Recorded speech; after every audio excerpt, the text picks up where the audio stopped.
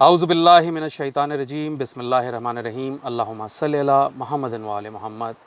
قائم T V Canada کی transmission دیکھنے والے تمام ناظرین کو سجاد شاہ جی کی طرف سے السلام علیکم۔ آپ دیکھ رہے ہیں پروگرام ذکر الصادق۔ ناظرین، جیسا کہ پروگرام کے نام سے ظاہر ہے کہ یہ پروگرام کس عظیم شخصیت کے بارے میں ہے۔ شوال کا مہینہ امام جعفر صادق علیہ السلام کی شہادت سے منسوب ہے۔ کون امام جعفر صادق؟ آسمان امامت کے چھٹے آفتاب، جو کہ اس رسول کے وصی ہیں جس رسول کا لقب رسول صادق ہے، اور رسول صادق صلی اللہ علیہ وآلہ وسلم کے فرزند اور وصی کو ہی زیب دیتا ہے کہ وہ امام صادق کہلائے۔ ناظرین گرامی، پروردگار عالم نے محمد بن ابو بکر کے بیٹے جناب قاسم کو یہ عزت بخشی کہ آپ کی ایک نیک سیرت بیٹی بی بی ام فروہ سلام اللہ علیہ ہمارے 5ویں امام محمد باقر علیہ السلام کے عقد میں آئیں، اور آگے چل کر یہی بی بی ہمارے چھٹے امام امام جعفر صادق علیہ السلام کی والدہ بنی۔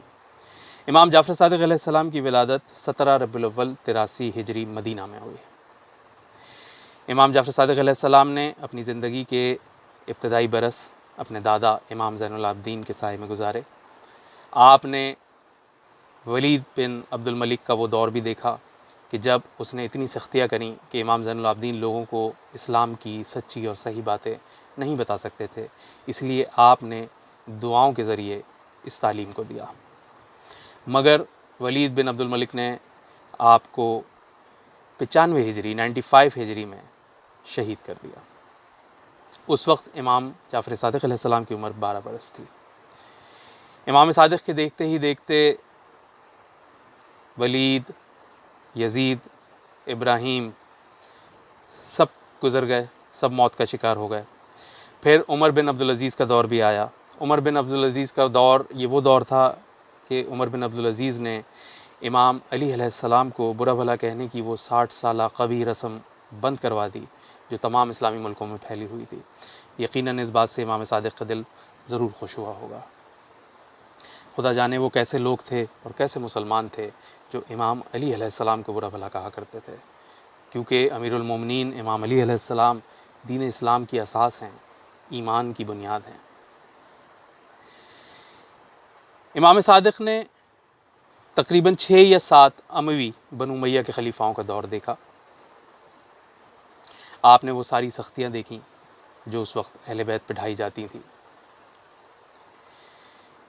پھر آخر مروان بن عبد الملک کے زمانے میں آپ کے والد امام محمد باقر علیہ السلام کو بھی شہید کر دیا گیا۔ یہاں ایک شخصیت کا ذکر بہت ضروری ہے، جناب زید شہید، حضرت زید شہید زید بن علی علیہ السلام، امام جعفر صادق کے سگے چچا۔ آپ نے جب یہ دیکھا کہ حشام اور اس کا بھائی خالد جو مدینہ کا گورنر تھا، یہ لوگ اہل بیت سے عزت و احترام کا برتاؤ نہیں کرتے، تو آپ دمشق سے کوفہ چلے گئے اور آپ نے لوگوں کو متحرک کیا کہ وہ خروج کریں اور اس حکومت کا خاتمہ کیا جائے۔ بہت سارے لوگ آپ کے ساتھ ہوئے، اور حشام بن عبد الملک نے اس وقت کوفے کے گورنر یوسف بن عمر ثقفی کو جنگ کرنے کے لیے کہا۔ ایک بہت گھمسان کی لڑائی ہوئی جس میں انتہائی افسوس کے ساتھ کہ حضرت زید شہید کے زیادہ تر ساتھی ان کا ساتھ چھوڑتے چلے گئے۔ بالآخر حضرت زید کی پیشانی پہ ایک تیر آ کے لگا جس سے وہ شہید ہو گئے۔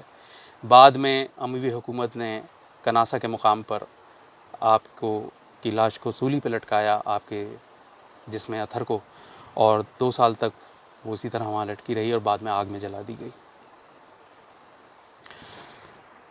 اس کے بعد امام صادق علیہ السلام نے ابو خالد واسطی کو کچھ رقم دی اور کہا کہ اسے ان لوگوں میں تقسیم کر دیں، ان کے گھر والوں میں، جنہوں نے حضرت زید بن علی کا ساتھ دیا تھا۔ فضیل نامی امام کے ایک صحابی بیان کرتے ہیں کہ میں ایک دفعہ امام صادق کی خدمت میں حاضر ہوا اور جناب زید کا ذکر نکلا تو امام صادق نے کہا کہ خدا ان پہ رحمت نازل کرے، وہ بہت عظمت والے بزرگ تھے، حلیف قرآن تھے، قرآن کے ساتھی تھے، اگر وہ جنگ جیت جاتے تو ہم اہل بیت کو ہمارا حق ضرور دلا دیتے۔ یوں مروان کا دور چل رہا تھا کہ بنو عباس ان کے خلاف اٹھ کھڑے ہوئے۔ بنو عباس رسول کے چچا عباس بن عبد المطلب کی اولاد جو بنی عباس کہلاتی ہے۔ اس میں 2 بھائی صفا عباسی اور منصور دوانقی سب سے آگے تھے۔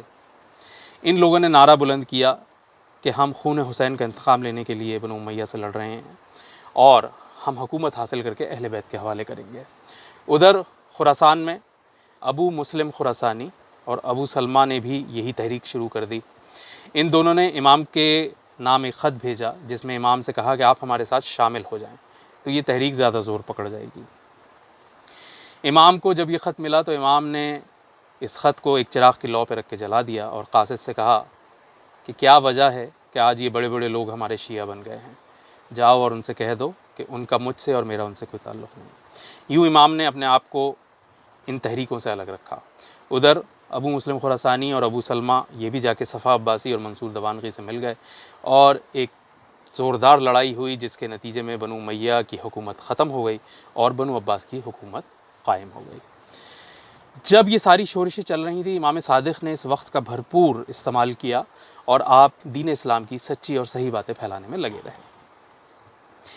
امام محمد باقر علیہ السلام کے زمانے میں بنو امیہ آپس میں ہی حکومت کے لیے لڑتے رہے۔ امام باقر نے بھی اس کا صحیح استعمال کیا اس وقت کا اور ایک مدرسہ کھولا مدینہ میں جس میں 500 کے قریب شاگرد تھے، لیکن جب امام محمد باقر کو 114 ہجری میں شہید کر دیا گیا تو امام صادق کو اپنے والد کا وہ مدرسہ اور وہ 500 شاگرد بھی مل گئے جن کی تعداد آگے چل کر 20,000 سے بھی اوپر پہنچی۔ امام کے ان ہونہار شاگردوں کے اندر جو کچھ نام آتے ہیں وہ ہیں ابان بن تغلب کے ہیں، محمد بن مسلم ہیں، زرارہ بن عین ہیں، عبداللہ بن یافور ہیں، ابو بصیر ہیں، مفضل بن عمر ہیں، جابر بن حیان ہیں اور حشام بن حکم ہیں۔ ان 20,000 شاگردوں نے جہاں ہر علوم کی تعلیم ان کو ملتی تھی، انہوں نے 400 کے قریب کتابیں لکھیں اور بعد میں ہمارے آنے والے علماء حق نے ان 400 کتابوں سے حدیث کی 4 بڑی کتابیں مرتب کیں جو فقہ جعفریہ کی کتب اربع کہلاتی ہیں۔ یہ 4 بڑی کتابیں تھیں، اصول کافی، من لا یحضر فقیہ، الاستبصار اور التہذیب شامل ہیں۔ امام صادق نے اپنے 20,000 شاگردوں کو 40,000 احادیث یاد کروائیں اور ان 40,000 احادیث کے علاوہ بھی ہزاروں احادیث آپ نے تعلیم فرمائیں۔ آگے چل کر ان کتابوں سے مزید 4 کتابیں تیار کی گئیں جن کے نام الوافی، بحار الانوار، مستدرک الوسائل اور وسائل الشیعہ ہیں۔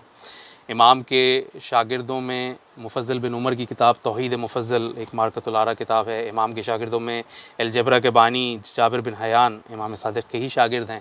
ایون صرف یہی نہیں کہ فقہ جعفریہ کے سارے علوم یہیں سے نکل رہے ہیں، دنیا کے سارے علوم یہیں سے نکل رہے ہیں، بلکہ اور فقہوں کے علوم بھی یہیں سے نکل رہے ہیں۔ فقہ احناف کے امام اعظم فقہ احناف کے ابو حنیفہ جو ہیں وہ امام جعفر صادق علیہ السلام کے مدرسے میں رہے۔ تو امام صادق کا یہ دور دین کی بہار کا دور تھا جس میں امام نے بھرپور طریقے سے دین اسلام کو پھیلایا۔ جب صفا عباسی کی حکومت قائم ہو گئی تو چونکہ ان لوگوں نے اہل بیت کی حمایت کرنے کا کہہ کے حکومت حاصل کی تھی اور لوگوں کو اپنے ساتھ شامل کیا تھا، اس لیے صفا عباسی کھل کر آپ کے ساتھ کسی قسم کے برے برتاؤ کو نہ کر سکا، مگر 4 سال میں اس کی موت ہو گئی۔ اس کے بعد اس کا بھائی منصور دوانقی جو ہے وہ تخت پہ آیا۔ شروع میں تو وہ شہر بغداد کو بسانے میں لگا رہا اور اس کے بعد اسے فکر ہوئی کہ امام صادق جو ہیں ان کا کچھ کیا جائے۔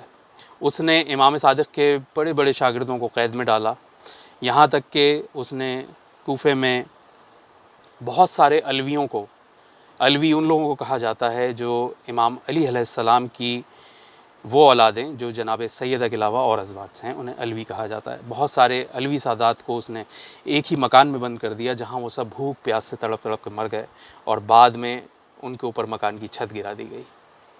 یہ سارے ادوار، یہ ساری باتیں، یہ سارے ظلم امام صادق دیکھتے رہے۔ ایون منصور دوانقی نے امام کو 8 بار اپنے دربار میں بلایا اور ایک بار تو ایسے بلوایا کہ اس نے اپنے سپاہیوں کو حکم دیا کہ جس حال میں ہوں اس حال میں لے آؤ، اور وہ سپاہی امام کو انہوں نے یعنی نالین تک نہ پہننے دی اور وہ گھسیٹتے ہوئے دربار میں لے گئے اور وہاں منصور دوانقی نے امام سے غصے میں کہا اور بہت سارے خط آپ کے سامنے پھینکے اور کہنے لگا کہ آپ شیعوں کو اکسا رہے ہیں میرے خلاف بغاوت کرنے کے لیے، یہ دیکھیے آپ کے خط، جس پہ امام نے کہا کہ نہ یہ میرے خط ہیں نہ یہ میری مہر ہے۔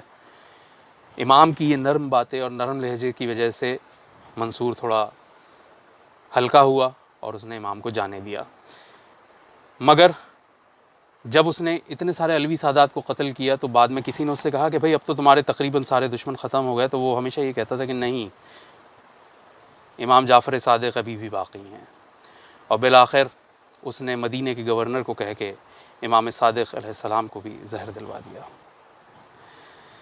شوال کے مہینے میں 2 تاریخ امام کی شہادت سے منسوب کی جاتی ہیں، 15 شوال اور 25 شوال۔ امام صادق کی شہادت سے علم و تدریس کا جو نقصان ہوا ہے وہ شاید ہی رہتی دنیا تک اس کی بھرپائی ہو پائے۔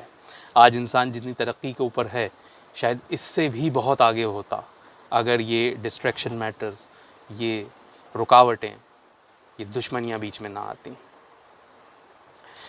ناظرین، اس کے ساتھ ہی پروگرام کو اختتام کرتے ہیں، اور اہل بیت رسول خدا کے تمام دشمنوں کے اوپر ہم انتہائی برات کا اظہار کرتے ہیں۔